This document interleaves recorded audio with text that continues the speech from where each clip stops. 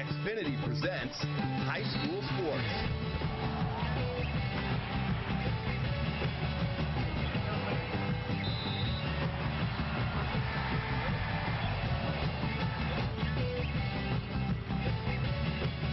A league championship and a berth in the CCS Open Division playoffs is on the line tonight from Burlingame. A pair of undefeateds tangle. It's Burlingame and Sacred Heart Prep. Hi everybody, I'm Dave Lewis along with Marty Lenz, and for most schools saying, you know what, a Division III title, that'd be good enough, but as far as the Open, these schools say, bring it on. Well, yeah, they both want to compete at the highest level they can, so winning tonight would mean they'd get a chance to play in that Open Division, meaning they can brag about being the best among all schools, not just schools that are a similar size. But again, the loser of this game is going to go on and play in that Division III championship or title or playoffs. That's not such a bad thing, but both these schools have high aspirations. They want to show, hey, we're the best among the best. SHP led by a very good quarterback, still a junior in Mason Randall. Excellent decision maker, and it shows. I mean, they're undefeated, but the coach says he's just somebody who knows what to do with the football. That's what you want with a guy who's going to handle the football a lot, and he just makes really smart decisions throughout games. The most decorated member of the Sacred Heart team is Ben Burkervin, outstanding. He's going to go on to the University of Washington to play linebacker. That's probably his best spot on the football field, but he's a pretty darn good running back as well. Kind of had a checkered season this year in the standpoint he's been hurt. He's only played in 3 games, but they're excited to get him back on the field tonight. As for Burlingame, an outstanding running back, really carrying the load this year in Griffin and Trieri. Yeah, and he's kind of buried on the depth chart last year a little bit, Dave, but this year he's really proven to be the premier back. 13 touchdowns, close to 1,000 yards. This is what gets me. 9 yards a carry. He is shown to be the premier back for them. Swarming defense critical tonight. A group that really attacks. They love to blitz. And Andrew Kennedy, an outstanding DB. A very good DB. Probably the most sure-handed tackler on the team. And Lee is second on the team in tackles. And a very solid defensive back. Also somebody who reads defense as well. Just a real leader. He's like having an extra coach on the defensive side of the ball. A massive task for Burlingame, trying to take out a team that has gone 33-3 over the last 3 seasons. It's the Gators and Panthers coming up next on CHN.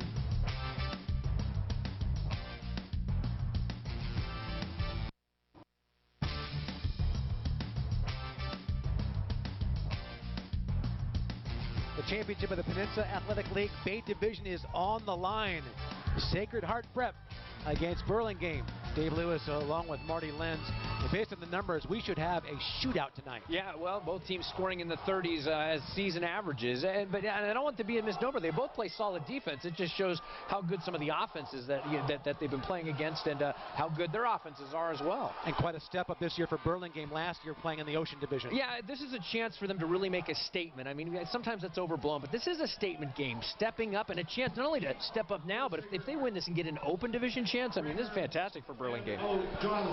Burlingame the home red, SHP the traveling white. Last year Sacred Heart Prep reaching the state championship game. Losing really a heartbreaker, too many turnovers, 5 their undoing, and the loss to Corona Del Mar. But you know what, and this is what great coaches do. Coach Lavorado had said that if he had to, kind of on retrospect, that maybe he should have stuck with the game plan where he really took the loss and said that was on him. I mean, and most good coaches don't ever blame the players, but he says, you know what, I should have stuck with what I was doing.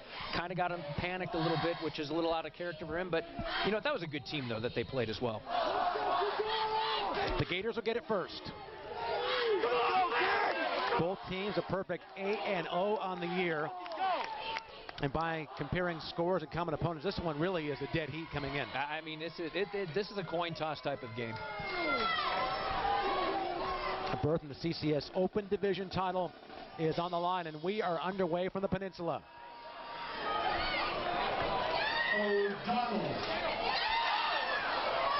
Kicking across the 35-yard line. Big return to the 40. Great field position for Sacred Heart Prep to begin the game. And field position going to be a premium tonight with both these offenses. That's Cameron Chapman. That was a nice return. Just, right up the middle. Nice job of reading his blockers and puts his team in a really good place to start. That Nick O'Donnell, Cameron Chapman falling on top of him. Outstanding field position to begin the game for SHP at the 40-yard line.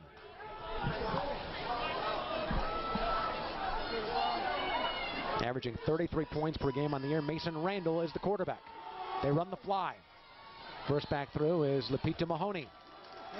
5'11" junior fullback, averaging about 6 yards a carry. And Dave, you mentioned that fly offense. That's something that Coach Lavarado is known for. In fact, 49ers head coach Jim Harbaugh said he is the guy, the master of that fly offense. Give Mahoney 5, 2nd down and 5. Nick O'Donnell and Andrew Dashbach, the receivers. Some pro set look with this fly offense. In fact, Lavarado said we run a lot of pro stuff, just have the fly back in motion. Mason Randall changing the play. Burlingame, a very aggressive defensive team. Some confusion. And a loss. Drop them back 3. Well, that was a nice, solid, again, disciplined defense that Burlingame plays, just being mindful and respectful of the gaps and everybody else and what they're doing. And bottom of that pile is Andrew Dashbach. The two running backs ran into each other. That was kind of the first part of the confusion. It looked like it was confusion on the play, actually, from Sacred Heart's perspective, and then it just kind of went downhill from there. 3rd down and long. This possession began at the 40-yard line. League title on the line. Randall with the pitch. That's Hardy. Turned the corner. Got his 1st down. J.R. Hardy. 359 yards coming into play tonight. And here's that replay, just a nice pitch on the outside, getting to the edge. And if you're wondering what the fly offense does, it just simply gives you a chance to get it back in motion and get a little head steam and forward momentum. That's the whole gist of it, is just getting somebody going with some extra momentum. So by the time if they get the ball or hit the line, they're already got a full head of steam going. That's why they do this. That's why Coach Lavarado likes this offense. On the Panthers' 48-yard line. That's Mahoney. Stacked up for maybe a yard. Into the teeth of that Burlingame defense. Dwight Yu, Adam Liberty, and Coco Vemau, the front 3. Outstanding linebackers, Grant James, Tommy Dryden, William Castelli, and Kylie Tang. Cornerbacks, Griffin Atrieri, Cooper Jindro, and the safeties, Andrew Kennedy and George Delegans. Both these defenses play very sound. They play their style, but it's a sound style of defense that you're seeing from Burlingame right now. 2nd down, they gave him 2, 8 yards to go. Has to fly back in motion. Run up the middle to Hardy. Pickup of about 4. And see what that does is right there, by the time Hardy got the ball, he's got a full head of steam by the time it's going, and that just gives him that extra foot or 2 that maybe he can explode through the line. Again, that's why they like this. Almost, and I know Coach Lavarado has the Canadian football roots, but it's kind of that same idea of having somebody in motion all the time. So it's a real nice, slick kind of offense. And how long before we see Ben Burkirk? I was just thinking that too. They're probably going to be very judicious with his carries tonight, but he is a load to bring down as a running back. 3rd down and 5. Pitch to Hardy. Not much there. Forces 4th down for a team that does not punch. In fact, Ryan Tinsley, their punter, only 9 punts for the entire season. Well, and it's probably because they figure with the kind of offense that they run, they can get it or, play that field position game too, saying, fine, we'll trust our defense to stop them. And something tells me, Dave, if Bert Kirven was healthy, had played the whole year, that series you would have seen him a carry or 2, because he is just a big, massive kid to bring down. Gators going for it on 4th down. Randall under center. That's Tinsley, the fly back in motion. Procedural, back him up 5. Yeah, now it's going to be a 4th and 10, 4th and 9. The offensive line for the Gators: Mark Bechtel, Wyatt Welch, Thomas Rogers, one of the team's captains, Kyle Stolder, and Justin Harmon. And now we'll force the punt at 4th and 10. Well, this is the field position thing. I can see why they'd want to try maybe 4th and 5, 4th and 4, but at this point, you got to kick it away. You can't give Burlingame a chance to play with 50-yard of field. Cooper Jindro and Griffin Entreri back to return the kick. Sails out of bounds. And the first possession for the Panthers after a stop. And a good first series for Burlingame on defense, and that's what they do. They play a very just sound, disciplined defensive style of game. First possession at the 25-yard line for the Panthers. Looking for only the 2nd league title in school history. This is uncharted territory in many ways. This matchup talk about drawing the good straw for this one, Dave. Avery Gendro, the quarterback for Burlingame. That's Entrieri. Thrown for a loss. Great pursuit by John Van Sweden, the safety. The Sacred Heart coaches, they had said that, you know, with Ferretti, they got to make sure they get him down, because look at this. Even though he got stopped there, he can stop on a dime. Again, kind of like Barry Sanders, and totally change the direction. So they are going to play very focused and disciplined to make sure they wrap him up and try to contain him as much as they can. Duran Andrade and Elijah Urena are the running backs.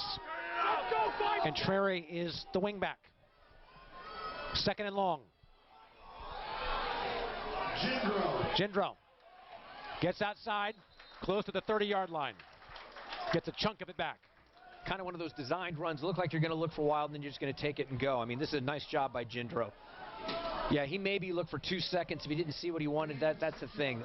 You know, pass with the option to tuck and go.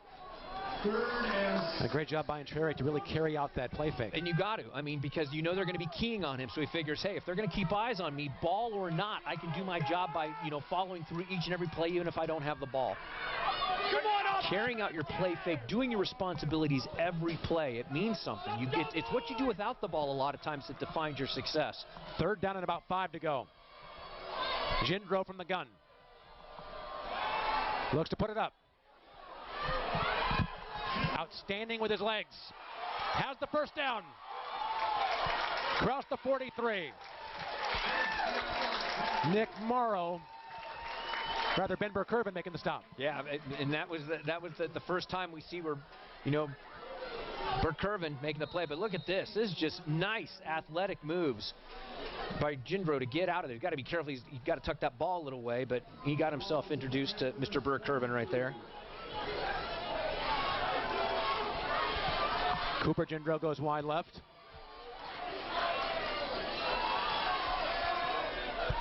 First down, bad snap. And Cherry pick it up and in some trouble.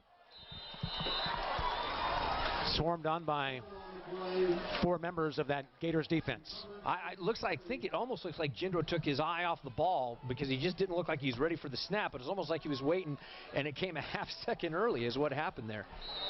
That's a costly mistake. Boy, you've got the momentum, and all of a sudden, you know, now you've got 1st and 20. 26. Loss of 16 on the play. Cooper Gendro goes wide left. Zach Baszler wide right. First back through. Not much for Urena. Really looks like both these first offensive series are just trying to feel each other out a little bit, see a little bit of tendencies. I mean, we've seen some you know, big plays or, you know, nice plays, but it's really just kind of like a feeling out period for both these offenses. The second leading rusher, like Pele Palu, questionable for the game tonight, coming back from an injury, so Urena making the start. Third down. Stick with a running game. Andrade gets a chunk back, sets up 4th down for the Panthers. Well, again, you're playing the field position game, so they get some of that back, and it kind of gives them a better chance to pin back Sacred Heart a bit here. Boy, and there's Burkervin. I tell you what, you know what makes him so good as a linebacker? He can move side to side. I mean, that's one of the metrics they test. But from sideline to sideline, he was right there. Chris Peterson has a good one going to UW next year. God, he does. I mean, he does. And again, he's really an underrated running back too, but his specialty is playing linebacker. Nick O'Donnell deep to return the kick for SHP. Scoreless here in the first. Kick is short. Once again, the Gators will have outstanding field position. Out of bounds at the 35-yard line. We'll take the timeout with 4:26 to play in the first. A league title on the line from Burlingame, and we are scoreless.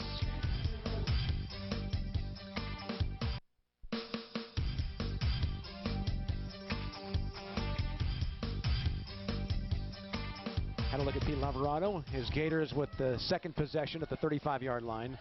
0-0 with the league title on the line. Dave Lewis and Marty Lenz. Gators and Panthers. Mason Randall at quarterback. That's Mahoney. Mahoney, the ball carrier. Lapitu running left. Penalty flag is down. Our first flag of the night. And it looked like Andrew Kennedy made that tackle there coming up from the defense.